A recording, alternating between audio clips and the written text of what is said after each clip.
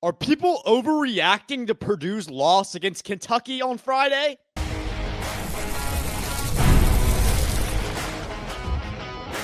You are Locked On Boilermakers, your daily podcast on the Purdue Boilermakers, part of the Locked On Podcast Network, your team every day. Hello and welcome into another episode of Locked On Boilermakers here on the Locked On Podcast Network, where it's your team every day. I am your host. I am Nick Arvin. We have a Monday episode of Locked On Boilermakers heading your way today. And of course, last Friday, Purdue, they lost to Kentucky, but it was an exhibition. We'll talk about whether people are overreacting to that loss or whether the concern is justified. But first, today's episode is brought to you guys by our friends at Gametime. Download the Gametime app, create an account, and use code LOCKEDONCollege for $20 off your first purchase. So let's go ahead and hop right into this today.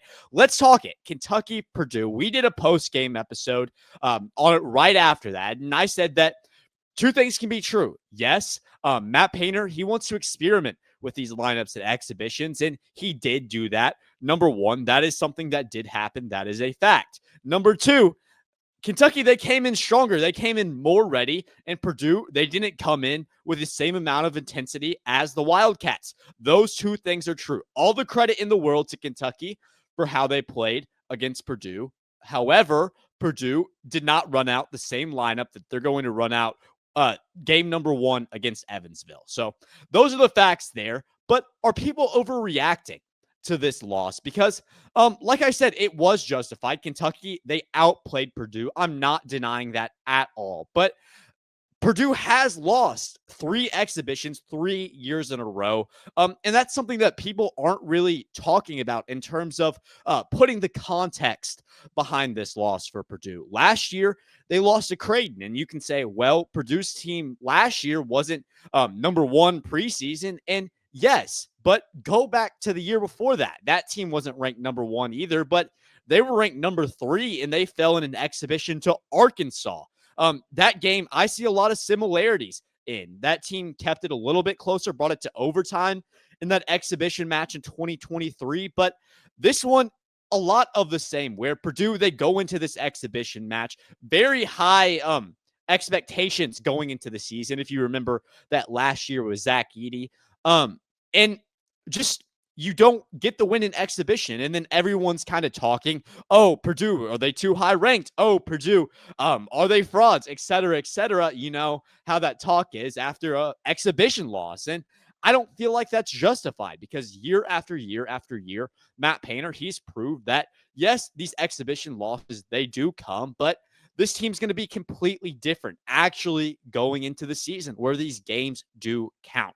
It was a great experience on Friday night for Purdue to face off against Kentucky and to really learn against those Wildcats and to be outmatched for one of the few times this season where a team is more athletic. They can really run down the court on you, and that's what Purdue, they encountered. However, I do think that people are overreacting, saying that Purdue, they're not a top team in the nation, saying that Purdue isn't going to be ready for the regular season, and people saying that Purdue is maybe overrated. I think that is an absolute overreaction, because Purdue, they're still going to be the number one ranked team going into regular season play. That's not going to change. Just because you lose this exhibition match doesn't mean anything's going to change in terms of what the mentality is going into day one against Evansville. And I think that's what people need to realize. And that's something that we really need to put into perspective for Purdue fans.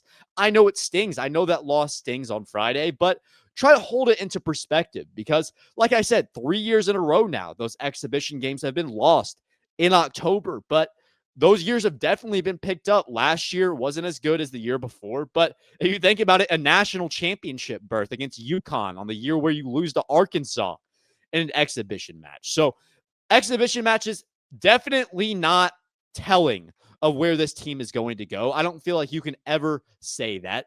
Yes, Kentucky, they came out with a higher level of intensity. I don't think that Purdue scouted Kentucky as much as Kentucky scouted Purdue. That's a point of debate. But whatever you want to say, however you want to say it, whatever dialogue is going to be there, the main takeaway that Purdue fans need to have, and that people that don't like Purdue, you can have whatever thought process you want, but you have to realize that this exhibition is not going to determine where this team is going into the regular season. And if anything, I think that this Purdue team will be better going into the regular season because they lose at Rupp Arena in that tough environment against Kentucky. It gives you the opportunity to see against a live opponent that this too big lineup, it's kind of clunky right now. And we'll talk about TKR, his importance a little bit later. But that's something that you never would have realized if you didn't play up against Kentucky. Yes, Indy, it's going to be a fun matchup on Wednesday in that exhibition, but they're not going to challenge you the way that Kentucky is going to challenge you at Rupp. So I think the nature of that, yes, you lose by double digits, but I think it was a learning experience. And for Matt Painter, you can't go away too upset with this because your team did show flashes as well. There was a lot of good offensively that you can take away, still a little bit messy, but there were some good parts. You only shoot 17%. That's something that is absolutely going to get fixed throughout the season. That's going to be an outlier in terms of where this team shoots this year. It was the first time this team has stepped on the floor against an opponent. And I think Kentucky, they were more ready. They were at home, but you can't hold it too high in terms of importance because it is an exhibition. And I feel like a big part of this, a big reason why a lot of people are overreacting to this game. And I mean, to be fair, it was a big game. And I said that all week long. We did a big Kentucky versus Purdue preview week. And that's what I said. This game is 100% important.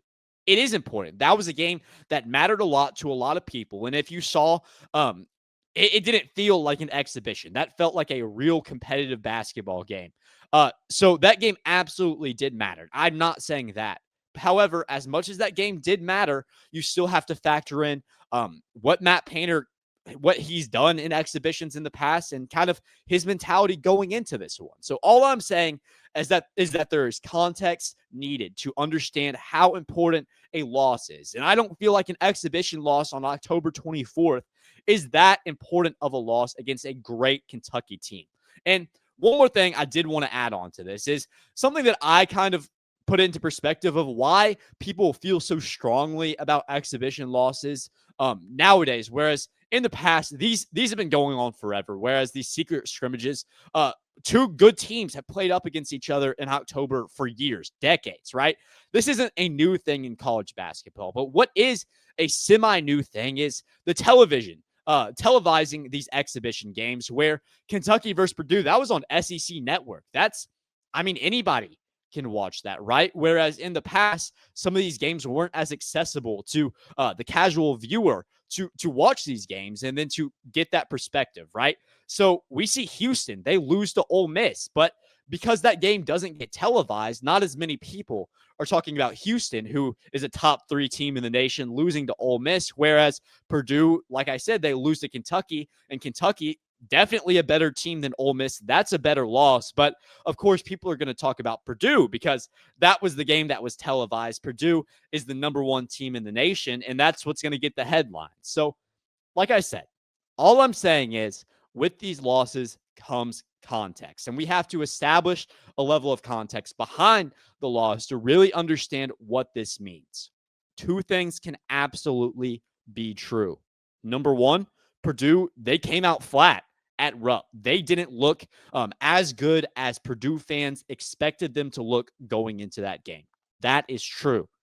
On the other hand, Matt Painter has proven himself as the best coach in the business doing just that, finding out what his team struggles with and identifying that, developing that throughout the course of the season so that by February, by March, this team's got that figured out. I'm sure that this transition defense issue that was on display Friday night, the struggles with that too big lineup getting up and down the court, that's going to be fixed. I don't even think we're going to have to wait till February. I'm sure that'll be fixed by the time that Purdue faces off against Alabama and Tuscaloosa, because that's the next big test. Yeah, you don't get it done in an exhibition against Kentucky, but it doesn't count. I think that this gives you an opportunity to improve, to get better, because you're going to need to be the best Purdue Boilermaker team you could possibly be when you travel into Tuscaloosa in November to take on the ranked Crimson Tide. That's going to be the next test for Purdue. And if they go into that one, if they play the way that a lot of people think that they can bounce back, the way that I think they can bounce back, well, maybe we look back at this Kentucky exhibition and say, well, maybe that wasn't so bad of a loss after all. We'll talk about TKR here in this next segment, a guy that's going to be so important for Purdue this year. He didn't start out hot against Kentucky, but he showed resilience. We'll talk about that resilience here next. College football is back, and I couldn't be more excited. The tailgates, the rivalries, the energy in the stands. Well, there's just nothing like it. But let's be real. Actually getting tickets can feel more like a battle than the game itself. Endless queues, prices jumping at the checkout. Well, that's why I use the Gametime app. It gives the advantage back to the fans because it's the easiest way to score last-minute tickets at the best prices. With no surprise fees, what you see is what you pay. With Gametime, you can get out to Ross Aid the end of this year. You can get out to Mackey this winter. Of course, they have the best prices in the business. So you need to get with Gametime. Take the guesswork out of buying college football tickets with Gametime. Download the Gametime app, create an account, and use code LOCKEDONCollege for $20 off your first purchase. Of course, terms apply, but that's promo code LOCKEDONCOLLEG for $20 off. Swipe, tap, ticket. Go. Download Gametime today. I thought the most interesting storyline coming out of this weekend's game in terms of an individual player from their perspective is TKR. TKR, he definitely struggled in the first half. There's no doubt about it, but also he ended up that game as Purdue's leading scorer on the night with 19 points in that one. He played about 28 minutes, shot 7 for 15 from the field. And like I said, it felt like all 7 of those came in the second half because in the first half, like I said, TKR, he really struggled. And it was that floater that he shoots about 70%. Normally, he shot about 70% from that floater last year, but in that exhibition, in that first half, it just felt like that shot wasn't going at all. It got close at times, but it just wouldn't fall for him. And you could tell that it kind of affected him in terms of being aggressive. And it kind of stopped Purdue's momentum at a lot of times in that first half. You look at it where that's an 8-point deficit. He missed 4 floaters in the first half. That's the deficit right there. You could be tied at halftime.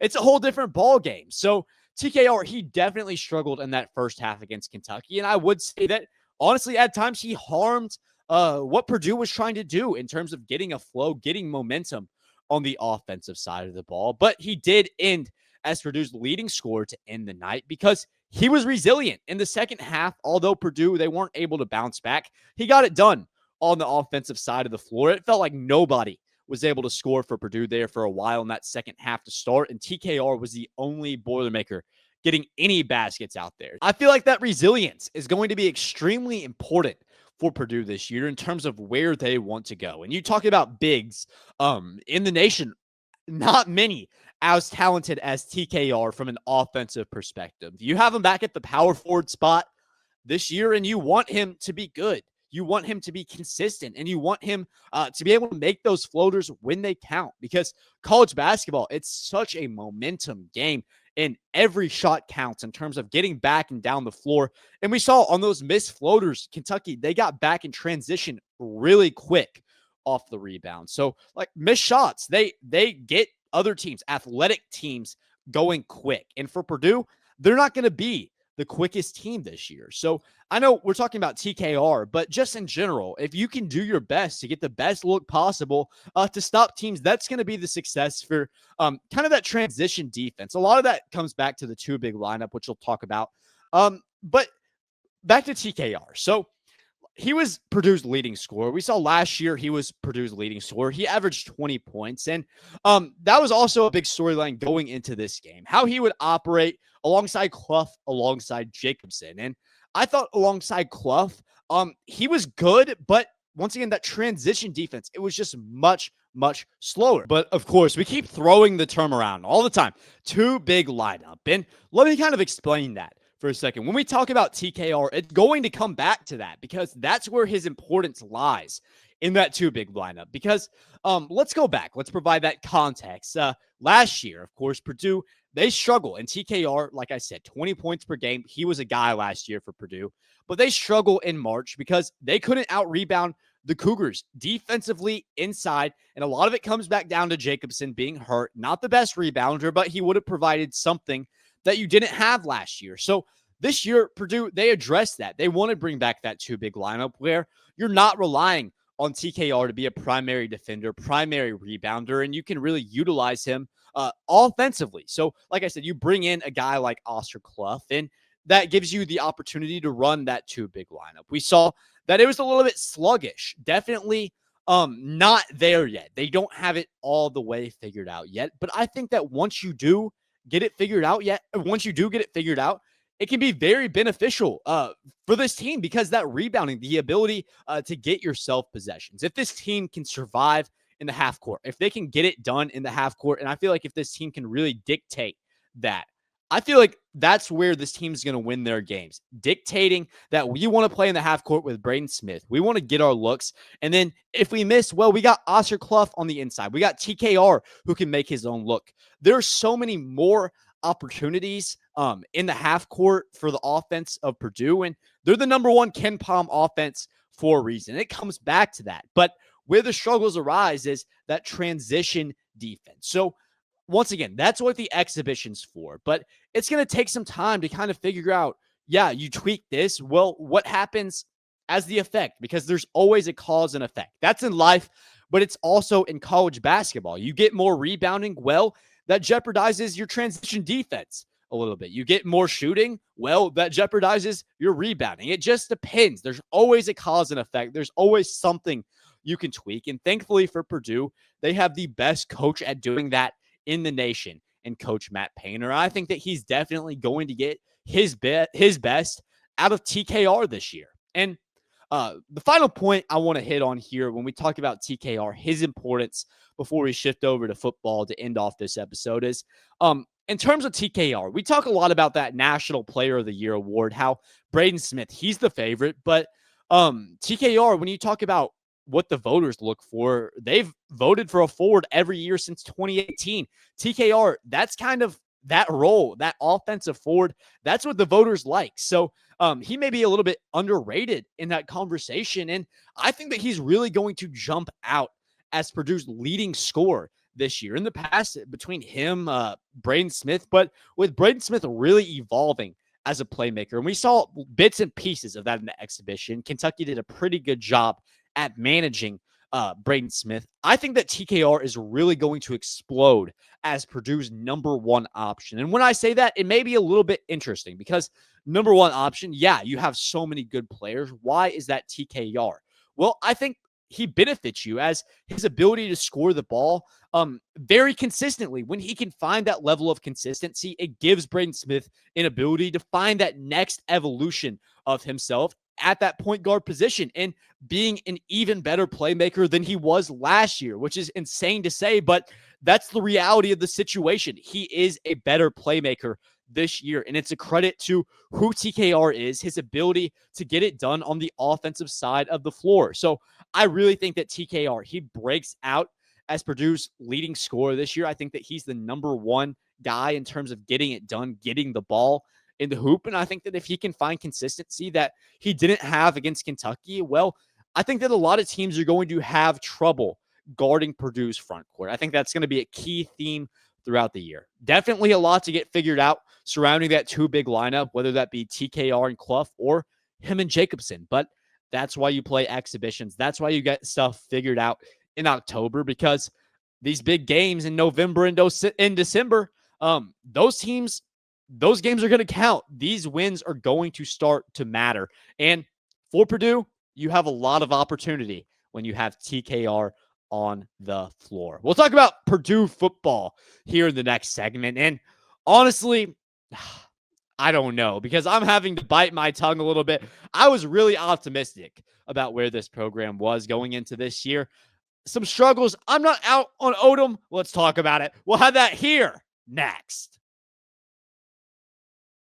The NBA is back, and there's no better place to get in on the action than FanDuel, the official sporting betting partner of the NBA. Even if you miss the start of the game or want to ride the hot hand, FanDuel has live bets on everything from who will score next to fourth quarter comebacks. Plus, you can even combine your live bets into a same game parlay shot at a bigger payout. It keeps the game even more exciting, especially when your team's making a late push. So right now, FanDuel is giving out new customers $300 in bonus bets when your first $5 bet wins. So head to FanDuel.com and sign up. Play your game with FanDuel, the official betting partner of the NBA. You knew we had to talk about it. Purdue, they take 2 losses over the weekend because Purdue football, once again, for 6 weeks now in a row, they've lost another game, and this time against Rutgers in this month of October that I said Purdue would have plenty of opportunities at winning games. They're going to end the month of October without a single one game, and it's a shame. It really is a shame because there was opportunity against Minnesota. There's opportunity against Northwestern. There's opportunity in this one. So much opportunity that was just lost for Purdue, and they had the opportunity all the way down until the end where it went viral. I'm sure everyone saw the clip, but Ryan Brown, I don't know, ended up as a fumble, gave Rutgers the ball. They won the game. I'm not going to get too far into that play, but ultimately for Purdue in this game, I mean, once again, they don't play bad football. They played good football for about 3 quarters, and then come that fourth quarter, it all goes away for you. Choke that game away, and Purdue, they lose another conference game. And now when you look at the end of Purdue's schedule, it's hard to find another win on Purdue's schedule. I don't think they're going to get another win. And Purdue, they have one of the longest conference loss streaks going in all of the nation. And it's really sad to see where this program is at right now. We knew going into year one of the Barry Odom era, it wasn't going to be perfect. We knew that it wasn't going to be a Big Ten championship appearance in year one, and that wasn't the expectation. We weren't expecting a Curt Cignetti at Indiana, but what we were expecting was for this team to show a little bit more fight, for this team to really be competent, to be functional, and for this team to really play together all year long, something that under Ryan Walters, that wasn't a theme. That didn't happen. So for Barry Odom, that was the expectation. And going into the first 2 games of the year, first 3 games of the year, it felt really good. But after Notre Dame, after that bye week, going into Illinois, it's really all fallen apart and pretty quick. It just feels like whenever the defense is good, which is rare, the offense can't get it together. When the offense is good, which more common, the defense is poor. So they can just never get on the same page for all 4 quarters of a football game. Once again, they lose in this one. Rutgers, they outscore Purdue in the second half 20-14. That's the difference in this one. Rutgers winning 27-24 by a score of 3. Once again, Purdue, their secondary gets beat up in this one. Ethan Kaliamakis, he had 359 yards, a touchdown in this one. Antoine Raymond was running the ball on the ground for Rutgers, 116 yards. And then Jayshon Benjamin, their second running back, had 78 yards. Raymond had a touchdown in this game. And for Purdue, I mean, their offense was okay, but the passing offense, it wasn't there. Ryan Brown really struggled in this game. Didn't throw an interception, but of course had that weird play that gave Rutgers the game. He threw for 117 yards. Not the best completion percentage, 11 for 20, so just over about 50% in this one. Purdue ran the ball fairly well with Devin Mockabee. He averaged 5 yards per carry with 91 yards. Malachi Thomas had 62 yards and 3 carries. He was averaging 20 yards. And then Antonio Harris had 42 yards and 2 carries. And it looks like those guys are the future. Definitely Antonio Harris. I'd like to see him going into the future. But, I mean, that's pretty much where we're at now. Purdue, they're not good.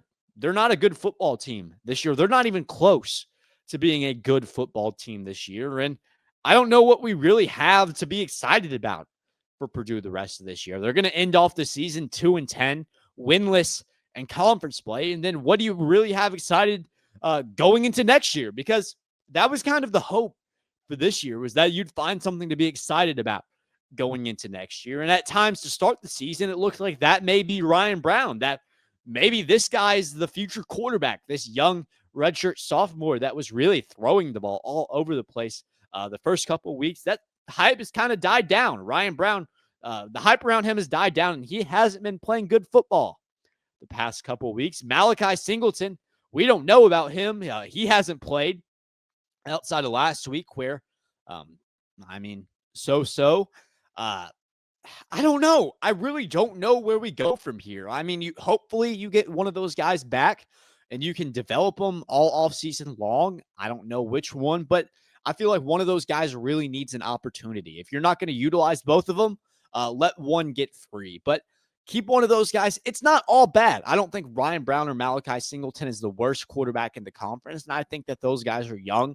They have potential, but they're not quarterbacks ready to win in the Big Ten right now. And that's evident because Purdue, they haven't won a game. Going into the future, I think that Antonio Harris can be special. I think that at the running back spot, he can take the reins from Mockabee, so to speak, and maybe be a running back of the future. I think that the offense does have potential. I think that if you can rebuild this defense, there's a lot of work to do. I think that there's potential with some of those linebackers, Manny Powell, Carrera, if they want to stay. Opportunity for them to stay. The linebacker core will be good, but the secondary needs a lot of work in the transfer portal. The defensive line needs some work in the transfer portal. There are a lot of holes on this team. There are probably more holes than spots that are ready to compete at a Big Ten level, and that is absolutely a problem. But I'm not out on Barry Odom at all. I think that you definitely give him another year, but you have to hold 2-10 into perspective. You went winless in conference play. If you have another year like this next year, I think Odom should be gone. Absolutely. Hold him to the same standard as Walters. If you have 2 bad years at Purdue like this, you should not have the benefit of the doubt, because there needs to be a change that happens to this program, and quick. I'm tired of Purdue having years like that. There needs to be excitement for this school before the month of November. And that hasn't been there since Jeff Brom for Purdue football. And I feel like something absolutely needs to change, whether that's just not the amount of money that needs to be spent on this program, whether that's just the coaching staff, the players. I don't know what needs to change because I'm not on the ground in that program. I'm not a head coach. I'm not an athletic director. I don't know how to patch the holes, but what I do know is that from covering this team, from being a fan of this team, I think that there's no excitement. There's no reason for me to tune in on Saturdays. Why would I want to tune in on Saturdays to watch Purdue get beat every week, right? I mean, I do it because we do the podcast, but I mean, if you didn't have any reason to watch these games, why would you if you're a Purdue fan? I mean, there's no reason to, because the football team, they don't show like they care. So why should we care?